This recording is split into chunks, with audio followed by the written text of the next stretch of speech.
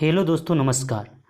आज मैं रेलवे में पूछे गए महत्वपूर्ण प्रश्न जो आज तक रेलवे में पूछे गए हैं उनके बायोलॉजी चैप्टर का चैप्टर वाइज क्वेश्चन सीरीज लाया हूँ, जिसमें आप लोग देख चुके होंगे थंबनेल में। मैं उसमें कोशिका और आनुवंशिकता के चैप्टर से आज तक रेलवे में जितने भी प्रश्न पूछे गए हैं उनका मैं डिस्कशन करने वाला हूं। तो चलिए शुरू करते हैं आज का क्वेश्चन। पहला क्वेश्चन है, सेलुलर और मोलिक्यूलर जीव विज्ञान का केंद्र स्थित है। कहाँ पे स्थित है? हैदराबाद में है। कहाँ पे है? हैदराबाद में। नेक्स्ट क्वेश्चन,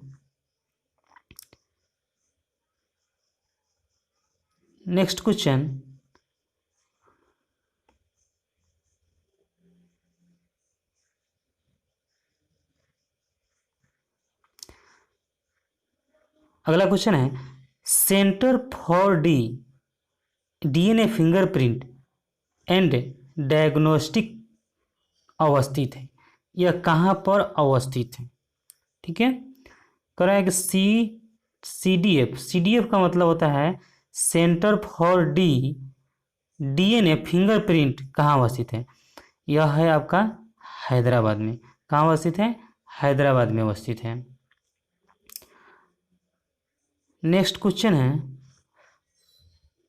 जंतु कोशिका पादप कोशिका से भिन्न होती है क्योंकि उसमें होता है।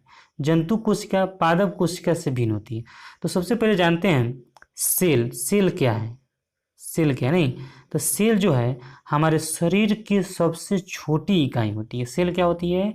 हमारी शरीर की सबसे छोटी इकाई होती है। हम लोग जानते हैं कि सेल से हमारा बहुत सारे सेल को मिलने से एक ऊतक बनता है, और बहुत सारे ऊतक मिलता है तो अंग बनता है, और बहुत सारे अंगों को मिलने से हमारे शरीर का निर्माण होता है। तो सेल पौधा में भी होता है और जंतु कोशिका में भी होता है। तो पादप को पूछ रहा है, जंतु कोशिका और पादप कोशिका से किस प्रकार भिन्न होता है? तो जंतु कोशिका में हम और पादप कोशिका में, तो जंतु कोशिका देखिए कोशिका भित्ति नहीं होती है। जंतु कोशिका में कोशिका भित्ति नहीं होती है, पादप कोशिका में होती है। दूसरा है हरित लवक। हरित लवक भी जंतु कोशिका में नहीं होती है। उसके बाद तारा, लेकिन हीमोग्लोबिन होते हैं, तारा केंद्र होते हैं। इसलिए इसका आंसर क्या हो जाएगा? डी। इसका आंसर क्या हो जाएगा? ई। क्या हो जाएगा? सॉरी, ई। नेक्स्ट क्वेश्चन है, निम्नलिखित में से किसने यह मूल अवधारणा प्रस्तुत की थी कि सभी जीव कोशिका से बने होते हैं? देखिए, सभी जीव कोशिका से बने होते हैं, ये तो सब कोई जानता है कि सभी जीव जो है सेल से बना होता है। सभी जीव, वो पौधा हो या जानवर हो, सभी सेल से बनता है। सेल से ऊतक बनता है, ऊतक से अंग बनता है, अंग से शरीर बनता है। तो सबसे पहले किसने कहा था कि सभी जीव कोशिका से बने होते? तो सबसे पहले कोशिका का खोज रॉबर्ट हुक ने सबसे पहले कोशिका का खोज किया था। कोशिका का खोज रॉबर्ट हुक ने 1665 में कोशिका का खोज किसने किया था? रॉबर्ट हुक ने। लेकिन सबसे पहले खोज तो किया था, लेकिन कहा था कि सभी जीव कोशिका से बने होते हैं, यह कहा था एमजेके स्लाइडेन एवं स्वान ने। कौन कहा था? एमजेके स्लाइडेन एवं टी स्वान ने। ये कब कहा था? 1839 ईस्वी में कहा था एमजे स्लाइडेन एवं टी स्वान ने कि सभी जीव जो है कोशिका से बने होते हैं। लेकिन कोशिका का खोज रॉबर्ट हुक ने किया था। तो इसका आंसर हो जाएगा 2 और 4। 2 और 4 कहाँ? डी है। तो इसका आंसर क्या हो जाएगा? डी। यानी सभी जीव कोशिका से मिलकर बने होते हैं। स्लाइडेन एवं स्वान ने कहा था, लेकिन कोशिका का खोज रॉबर्ट हुक ने 1665 में किया था। ठीक है, नेक्स्ट क्वेश्चन, निम्नलिखित में से कौन सा शरीर के ऊतकों की वृद्धि, विकास और सुधार के लिए महत्वपूर्ण है? तो इसका आंसर हो जाएगा प्रोटीन। इसका आंसर हो जाएगा प्रोटीन। प्रोटीन के निर्माण में आधारभूत इकाई, प्रोटीन के निर्माण में आधारभूत इकाई कौन है? तो प्रोटीन, हम जानते हैं कि प्रोटीन 20 एमिनो अम्ल से मिलकर बनता है। 20 एमिनो अम्ल से मिलकर बनता है। कितने? 20। तो यानी इसकी आधारभूत इकाई क्या है? अमीनो अम्ल। आधारभूत इकाई क्या है? अमीनो अम्ल। प्रोटीन, अगर नेक्स्ट क्वेश्चन, प्रोटीन बनाने के लिए अमीनो अम्ल की आवश्यकता होती है, अभी बताएं? 20। कितना आवश्यकता होती है अमीनो अम्ल की? 20। नेक्स्ट क्वेश्चन है, अमीनो अम्ल किससे मिलते हैं? तो प्रोटीन से। नेक्स्ट क्वेश्चन है, अनुवांशिकी उत्परिवर्तन इनमें होता है। अनुवांशिक उत्परिवर्तन इनमें होता है किसमें? क्रोमोसोम। क्या है? क्रोमोसोम। इसका आंसर हो जाएगा क्रोमोसोम। नेक्स्ट क्वेश्चन है, इम्यूनो अम्ल मिलते हैं किससे? प्रोटीन में। इम्यूनो अम्ल किससे मिलते हैं? प्रोटीन में। नेक्स्ट क्वेश्चन है, अनुवांशिक उत्परिवर्तन इसमें होता है क्रोमोसोम में। नेक्स्ट क्वेश्चन है, जीन परिवर्तन किसमें होता है? तो जीन परिवर्तन किसमें होता है? तो डीएनए में।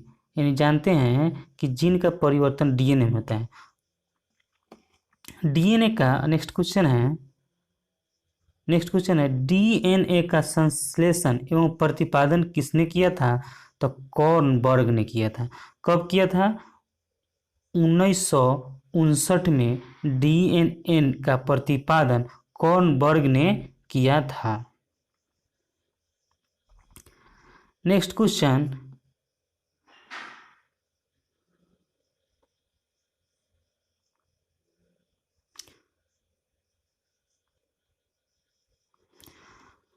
मानव शरीर में क्रोमोसोम की संख्या होती है 46, यानी 23 जोड़े भी इसको कहा जा सकता है। 46 होती है। मानव में क्रोमोसोम की संख्या होती है 46। नेक्स्ट क्वेश्चन, किसके द्वारा आनुवंशिकता के विज्ञान को आनुवंशिक जेनेटिक्स कहा जाता है? तो किसको कहा जाता है? ग्रेगरी मेंडल को। नहीं, इसको नहीं कहा जाता है, सॉरी, डब्ल्यू वाटसन को। किसको कहा जाता है? डब्ल्यू वाटसन को। नेक्स्ट क्वेश्चन है, आरएनए का मुख्य कार्य क्या है? देखिए, आरएनए का मुख्य कार्य क्या है? तो आरएनए का मुख्य कार्य है प्रोटीन संश्लेषण में सहायता करना। आरएनए का फुल फॉर्म क्या होता है? आरएनए का फुल फॉर्म क्या होता है? तो इसका फुल फॉर्म होता है राइबो न्यूक्लिक एसिड। आर से राइबो, एन से न्यूक्लिक, ए से एसिड। यह क्या करता है? इसका कार्य प्रोटीन संश्लेषण में सहायता करता है। नेक्स्ट क्वेश्चन है, राइबोसोम का मुख्य कार्य क्या है? राइबोसोम, तो हम बताए हैं कि आरएनए जो होता है, आरएनए क्या होता है? राइबो न्यूक्लिक एसिड, यानी राइबो, यही राइबो। तो इसका मुख्य कार्य क्या है? प्रोटीन का संश्लेषण करना। इसका भी मुख्य कार्य क्या है?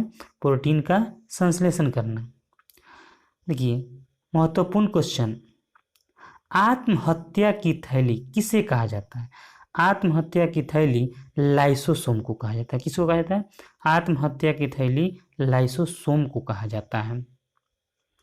नेक्स्ट क्वेश्चन है, निम्नलिखित में से हरगोविंद खुराना को किस आविष्कार के लिए जाना जाता है?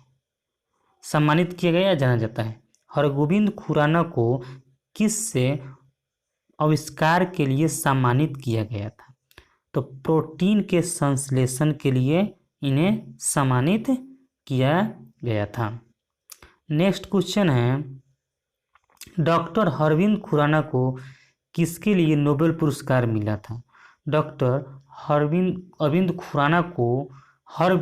खुराना को किसके लिए तो किसके लिए नोबेल पुरस्कार मिला था? तो जेनेटिक्स कोड का खोज किया था इसने। किसने? जेनेटिक्स कोड का खोज किया था अरविंद खुराना ने। डीएनए का मूल मात्रक है, डीएनए का मूल मात्रक क्या है? तो न्यूक्लियोटाइड्स, न्यूक्लियोसाइड्स नहीं, न्यूक्लियोटाइड्स डीएनए का मूल मात्रक है। हाँ, लेकिन डीएनए का फुल फॉर्म क्या होता है? डीएनए का full form di ribo nucleic acid होता है। डाई राइबो न्यूक्लिक एसिड होता है डीएनए का फुल फॉर्म। अब देखिए, सूची 1 को सूची 2 से मिलाना है, सूची 1 को सूची 2 से मिला। तो सबसे पहले इसमें देखेंगे कौन मिला। जैसे कि डीएनए की संरचना किसने दिया था? तो डीएनए का संरचना जो दिया था ना, वाटसन एंड क्रिक दिया था। डीएनए का संरचना वाटसन क्रिक दिया था। और एबी का खोज किया था, रक्त समूह का खोज लैंड एस्टीनर ने किया था, लैंड एस्टीनर ने किया था। अच्छा, उसके बाद में पूछा जंपिंग जीन, जंपिंग जीन किससे हो जाएगा? अच्छा, मान लेते हैं जंपिंग जीन, जंपिंग जीन जो है सी का हो जाएगा आपका 2, सी का हो जाएगा 2 और ये हो जाएगा 1 जंपिंग जीन। यानी इसका आंसर 1 का 3, बी का 4 और सी का 2। ठीक है, जंपिंग जीन यानी सी हो जाएगा। क्या आंसर हो जाएगा? सी। नेक्स्ट क्वेश्चन, डीएनए संरचना का मॉडल किसने दिया था? डीएनए संरचना का मॉडल किसने दिया था? तो अभी बताया है डीएनए संरचना का मॉडल वाटसन एंड क्रिक ने दिया था। डीएनए संरचना का मॉडल किसने दिया था? वाटसन एंड क्रिक ने। एकल एट्रेंडेड वाले डीएनए अणु कहाँ मिलते हैं? तो 5 गुने 174 बैक्टीरियोफेज में। नेक्स्ट क्वेश्चन है, निम्न में से कौन सी जांच बच्चे के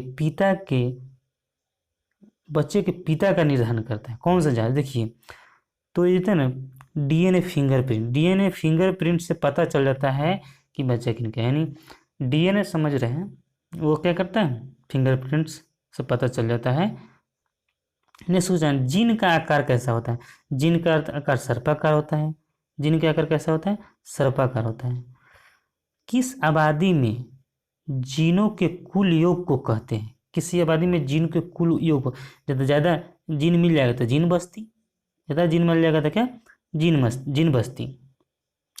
नेक्स्ट क्वेश्चन, जेनेटिक इंजीनियरिंग तकनीक से निम्नलिखित में से पहले किसने बनाया था? तो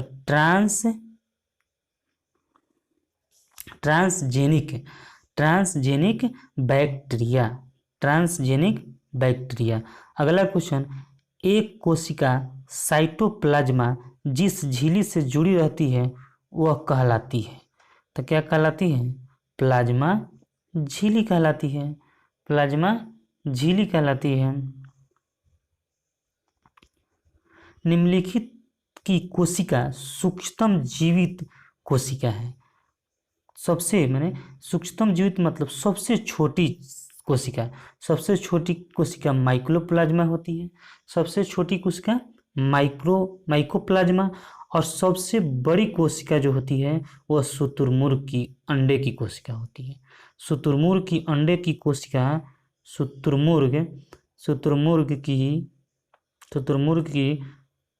शुतुरमुर्ग की सबसे बड़ी कोशिका होती है, और सबसे छोटी कोशिका प्लाज्मा होती है। नेक्स्ट क्वेश्चन, इसमें कहता है कोशिका के 4 अवयवों में से उस कोशिका को पहचानिए जो पौधे की कोशिका में पाया जाता है किंतु जानवर में नहीं। तो अभी हम बताए हैं पौधे में कोशिका अलग होती है और जानवर में कोशिका अलग होती है। तो पौधे में कोशिका और जंतु में कोशिका, तो जो पौधे में होता है लेकिन जानवर में नहीं होता, तो पौधे में लवक होता है, हरित लवक, लेकिन जानवर में लवक नहीं पाया जाता। इसका आंसर क्या हो जाएगा? डी हो जाएगा। जब किसी पुष्प का परागण उस पौधे के परागण के प्रकार के वर्तिकाग्र में अंतरित कर दिया जाता है तो उसे क्या कहा जाता है? जब किसी पुष्प का परागण उस पौधे के परागण के प्रकार के वर्तिकाग्र में अंतरित कर दिया जाता है तो उसे क्या कहा जाता है? तो इसको कहा जाता है ऑटोगेमी। क्या कहा जाता है? ऑटोगेमी। नेक्स्ट क्वेश्चन है, पौधे में गैसों का विनिमय किसके द्वारा होता है? तो पौधे में देखिए, स्टोमेटा पौधे की पत्तियों में पाया जाता है। स्टोमेटा जो होता है पौधे की पत्तियों में पाया जाता है। लेटिकल्स या पौधे के टहनी में पाया जाता है। क्यूटिकल या पौधे के बाह्य त्वचा पर पाया जाता है। यानी इस सभी के माध्यम से गैसों का विनिमय होता है, इसलिए इसका आंसर क्या हो जाएगा? सभी हो जाएगा। इसका आंसर हो जाएगा सभी। 30 में नेक्स्ट क्वेश्चन, क्लोनिंग पद निम्नलिखित में से संबंधित होता है। क्लोनिंग पद यानी कहने के मतलब क्लोनिंग पद निम्नलिखित में से संबंधित होता है, यानी इसका आंसर हो जाएगा जनन विज्ञान। क्या हो जाएगा? जनन विज्ञान। इसका आंसर हो जाएगा जनन। बच्चों के लिंग मुख्य रूप से निर्भर करता है, तो बच्चों का लिंग निर्भर करता है पिता के क्रोमोसोम पर। देखिए, पिता के पुरुष में XY होता है और महिला में XX होता है। तो बच्चों का लिंग निर्भर करता है पिता के क्रोमोसोम पर। जब पिता से इसमें X आएगा तो X पिता के और X माँ के, तो क्या हो जाएगा बेटी। अगर पिता के Y गया और माँ का X आया तो Y और X, तो क्या हो जाएगा बेटा। यानी किस पर निर्भर किया? पिता के गुणसूत्र पर। माता का तो XX होता है, लेकिन पिता का कौन सा जा रहा है, X जा रहा है कि Y जा रहा है, इस पर निर्भर करता है। ठीक है, इसको समझ गए होंगे आप लोग। नेक्स्ट क्वेश्चन, परागण के लिए निम्न में से कौन से तत्व आवश्यक नहीं? देखिए, परागण के लिए हवा, जैसे मान लेते हैं यह फूल है, नहीं फूल के इधर परागण, जब यहाँ से कीट आता है तो यहाँ पे परागण करता है। यानी किसके माध्यम से आ सकता है? हवा के माध्यम से आ सकता है, पानी के माध्यम से आ सकता है, कीट के माध्यम से आ सकता है, लेकिन आग के माध्यम से नहीं आ सकता। तो कौन सा इसका आंसर हो जाएगा? आग। करा कि कौन नहीं आवश्यक है, तो आग नहीं है। हवा आवश्यक है, पानी आवश्यक है, कीट आवश्यक है, लेकिन आग आवश्यक नहीं है। आधुनिक आनुवांशिकता का सिद्धांत किसने दिया था? तो ग्रेगर मेंडल ने दिया था। कोशिकाओं में तत्कालिक ऊर्जा उत्पादन के लिए निम्नलिखित में से एक लिया जाता है, तो ग्लूकोज लिया जाता है। कोशिका को मैंने तत्काल ऊर्जा के लिए कहा, तत्काल ऊर्जा के लिए हम क्या लेते हैं? ग्लूकोज लेते हैं। इसलिए कोशिका को भी तत्काल ऊर्जा के लिए ग्लूकोज चाहिए। हम खाते क्यों हैं? क्योंकि हमारी कोशिका जीवित रहे। जब हमारी कोशिका जीवित रहेगी तो हम जीवित रहेंगे, इसलिए तत्कालिक ऊर्जा के लिए हम क्या लेते हैं? ग्लूकोज लेते हैं। कोशिका गतिविधियां नियंत्रित की जाती है किसके द्वारा? न्यूक्लियस के द्वारा। किसके द्वारा? न्यूक्लियस के द्वारा। पौधा कोशिका का पावर हाउस किसे कहा जाता है? तो माइटोकॉन्ड्रिया को। कोशिका का पावर हाउस माइटोकॉन्ड्रिया को कहा जाता है। आनुवांशिक इकाई है, किसका है? आनुवांशिक किसकी इकाई है? तो आनुवांशिक किसकी इकाई है?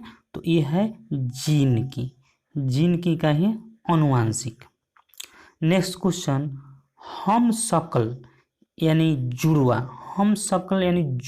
का जन्म तब होता है जब प्रायः एक ही लिंग के हो तो हम शकल जुड़वा होता है।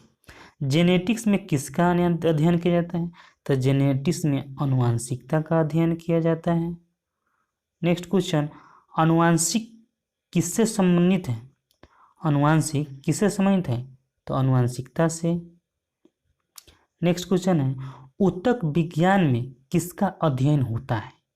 ऊतक विज्ञान में ऊतकों का अध्ययन होता है।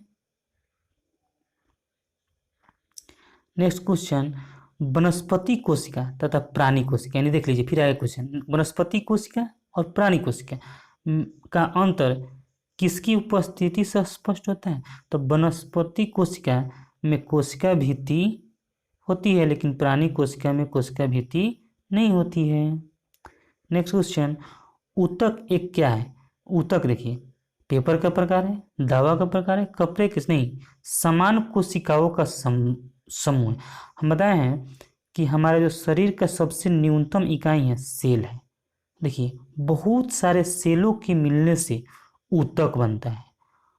यानी कोशिका से बहुत सारे कोशिका के मिलने से ऊतक बनता है, और बहुत सारे ऊतक के मिलने से अंग बनता है, और बहुत सारे जब अंग मिलता है तो क्या बनता है? हमारा शरीर बनता है। ठीक है, अगर ये वीडियो पसंद आए तो इसे सब्सक्राइब करें तथा लाइक करें तथा दोस्तों के साथ शेयर करें। नमस्कार, जय हिंद, जय भारत।